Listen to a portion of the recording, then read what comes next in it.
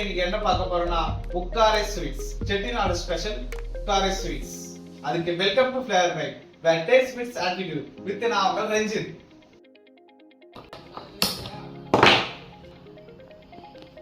Cooker எடுத்துக்கலாம். இப்போ நம்ம 2 கப் பாசிப்பருப்பு எடுத்துக்கிறோம். பாசிப்பருப்பை நல்லா கழுவி ட்ரை பண்ணி எடுத்துருக்கேன்.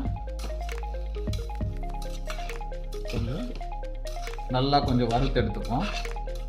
மிதமான சூட்டில் வறுத்து எடுத்துக்கலாம்.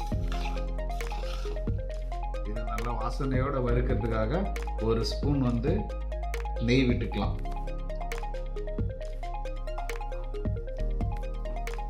நல்லா வறுபட்டுடுச்சு. இப்போ நம்ம 2 கப்பு பார்த்தோன்னா நம்ம பாசி பருப்பு எடுத்திருக்கோம். அதுக்கு 4 கப் வாட்டர் ஆட் பண்ணிக்கலாம். குக்கரில் ஒரு 4 விசில் வர வரைக்கும் எடுத்துப்போம். ஒரு சைடு இது வெந்துட்டு இருக்கட்டும். அதுக்குள்ள நம்ம ஸ்வீட்கான பாகு ரெடி பண்ணிக்கலாம். 3 கப்பு நாட்டு சர்க்கரை எடுத்திருக்கோம். 3 கப் நம்ம வாட்டர் ஆட் பண்ணி அடி பிடிக்காம இருக்கிறதுக்கு நல்லா மிக்ஸ் பண்ணிட்டே இருக்கணும்.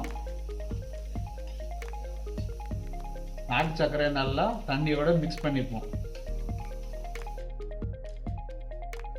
5 மினிட்ஸ் நல்லா நாட்டு சர்க்கரை பாகு வர காய்ச்சி எடுத்துக்கலாம்.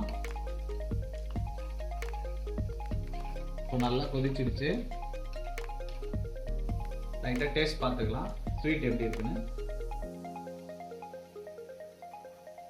ஸ்வீட் நல்லா இதுவாயிருக்கு. நம்ம இப்போ இது இறக்கி ஓரமாக வச்சுப்போம்.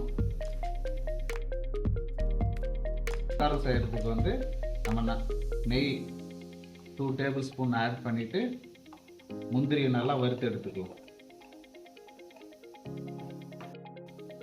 நல்லா ஒரு 10 முந்திரியை நல்லா ஃப்ரை பண்ணி எடுத்துக்கலாம். நல்லா ரொம்ப செவந்தல் இல்லாமல் லைட்டாக செவந்துருச்சு, எடுத்துப்போம். இதில் இன்னும் 1 டேபிள் ஸ்பூன் நெய் விட்டுட்டு 100 கிராம் ராவை இதில் ஃப்ரை பண்ணிப்போம். லைட்டாக பொன்னிறமாக ஆகிற வரைக்கும் ஃப்ரை பண்ணிப்போம். ரவை வறுத்த ரவையாகவும் இருக்கலாம், வறுக்காத ரவையாக இருக்கலாம். எப்படி இருந்தாலும் நம்ம நெய்யில் லைட்டாக வறுத்துப்போம். அப்போ தான் இதோட வாசனை சூப்பராக இருக்கும். அப்பப்போ கொஞ்சம் தேவையான அளவு நெய் ஆட் பண்ணிக்கலாம். எதுக்காக நெய் ஆட் பண்ணுறோன்னா கொஞ்சம் ட்ரைனஸ் இருக்காமல் கொஞ்சம் மாய்ஸ்டர் கண்டென்ட்டாக இருக்கிறதுக்காக நம்ம நெய் ஆட் பண்ணிக்கலாம். ஸோ இப்போது லைட்டாக பொன்னிறமாக மாறுது. இப்போ நம்ம எவ்வளோ நல்லா ரவையை நம்ம ஃப்ரை பண்ணுறோமோ அந்த அளவு டேஸ்ட் இன்னும் கொஞ்சம் அதிகமாக இருக்கும். நெய்யில் வறுத்தாலே டேஸ்ட்டாக இருக்கும். ஃப்ரை பண்ண ரவையில் 1 கப் அரிசி மாவு எடுத்துக்கலாம். இது நல்லா ஒரு 2 to 3 மினிட்ஸ் நல்லா வறுத்துக்கும். இப்போ நல்லா சூப்பராக வந்துடுச்சு. நெக்ஸ்ட்டு நம்ம வேக வச்ச பழுத்தம்பருப்பை இதோட ஆட் பண்ணிப்போம். கேஸ் மீடியம் ஃப்ளேமில் வச்சு மிக்ஸ் பண்ணிக்கலாம்.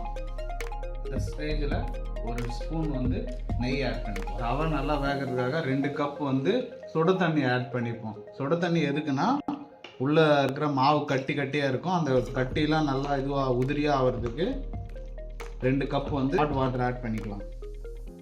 கட்டியாகாமல் இருக்கிறதுக்கு நல்லா கலரி விடுங்க. இந்த ஸ்டேஜில் ஒரு 2 ஸ்பூன் நெய் ஆட் பண்ணிக்கலாம். மொத்தமாக நாங்கள் 150 ml நெய் எடுத்திருக்கோம். இந்த நெய்யை ஒரு ஸ்பூன் ஒவ்வொரு ஸ்டேஜிலும் நம்ம ஆட் பண்ணிகிட்டே இருப்போம். இப்போ இந்த டைமில் கரைச்சி வச்சுருக்க நம்ம பாகு, நாட்டு சர்க்கரை பாகு நம்ம ஆட் பண்ணிக்கலாம். ஆல்மோஸ்ட் சூப்பராக வந்துட்டுருக்கு. இன்னும் கொஞ்சம் சின்ன சின்ன கட்டி இருக்குது, அதெல்லாம் போக போக அப்படியே கரைஞ்சிரும். இந்த ஸ்டேஜில் ஒரு 5 ஏலக்காய், நெக்ஸ்ட்டு நம்ம வறுத்தெடுத்த முந்திரியும் இதில் ஆட் பண்ணிக்கலாம். அடுப்பை சிம்மில் வச்சு மிக்ஸ் பண்ணிகிட்டே இருக்கணும், அடி பிடிக்காத அளவுக்கு. டைமில் 2 ஸ்பூன் நெய் ஆட் பண்ணிக்கலாம்.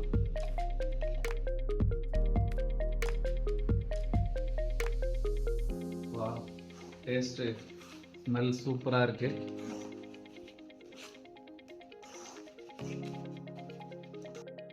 சுவையான ருசியான அக்காரம் ரெடி. டேஸ்ட் நைஸ், நாக்கில் வச்ச உடனே கரையுது.